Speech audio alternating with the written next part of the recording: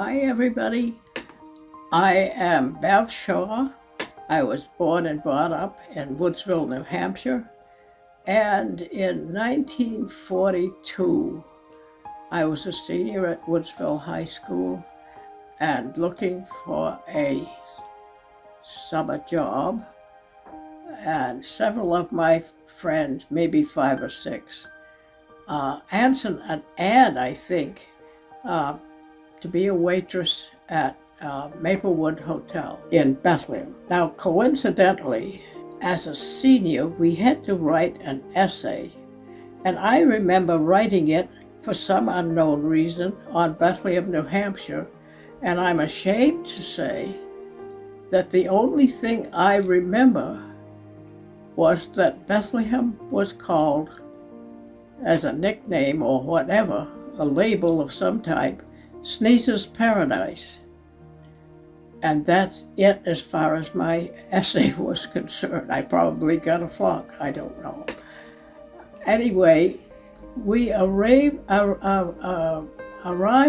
at Maplewood in the summer of 42 and were trained in what was called the side hall, which was an annex. It wasn't really an annex, it was a dining room off the main dining room. And that's where chauffeurs and maids and maybe secretaries and some of the management and maybe golf pros, I'm not sure, were served in that dining room. But also where those of us who came up from Woodsville and a wonderful crew from South Carolina, which consisted of the management and several, I would say, lovely girls from South Carolina who might have been a year or two older. They were lovely girls, and they were also waitresses, and also a very nice crew of black men and women who came up also with the management to work at Maplewood. And I must say, it was sheer opulence. It was just another world. And a Mr. Gaffney trained the waitresses in what was, I think I just mentioned, called the side hall. And we had to demonstrate to him how we were to greet our visitors, how we were to set the table, and we had to demonstrate to him over and over again that we knew exactly where every piece of silver went, what it was, where the glassware went. He was very, very, very particular. I'd also like to mention how beautifully that hotel, as far as a waitress perspective was concerned, were treated as how we were housed, how we were fed, how we were really respected, but only as a waitress perspective, I guess, from a waitress perspective. We lived in what I would later call a dormitory. It was a huge building, and it was sectioned off as a dormitory. We had a house mother.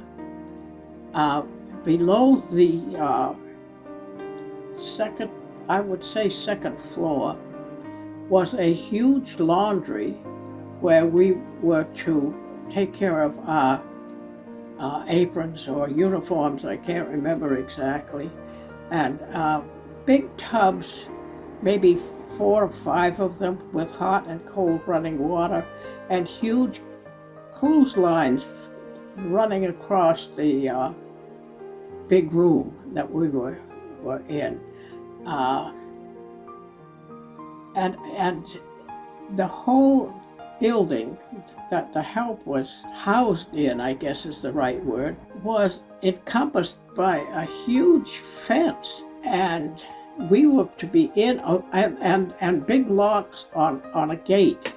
That gate was closed at 11 o'clock at night. And if you weren't in at 11 o'clock at night, I don't know, because we always were in at that time.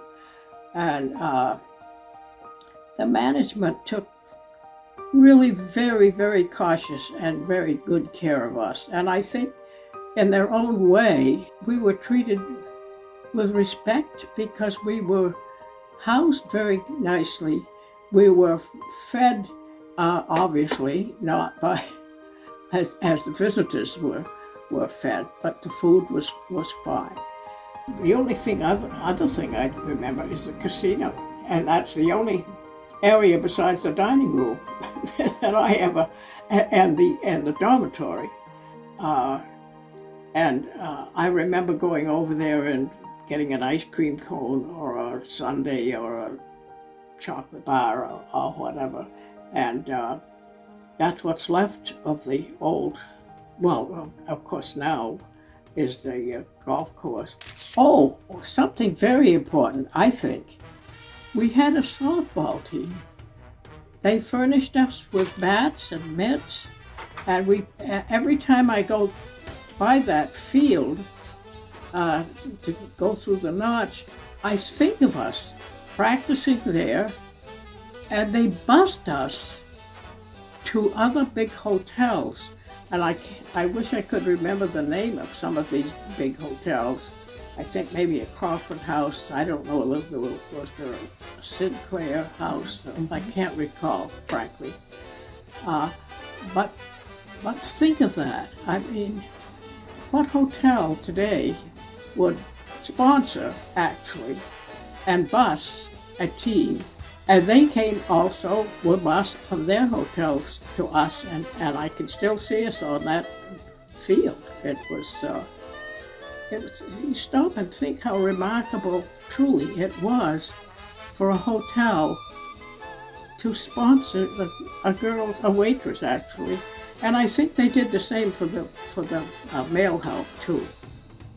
For an old lady who's going to be 100 this August, I just remember it with happy memories, and I stayed in contact with some of those nice Southern girls for quite a few years, I would say, and they were delightful. It was a wonderful summer, and an extremely different summer at the Maplewood Hotel. I just remember the best I can of the old beautiful Maplewood Hotel.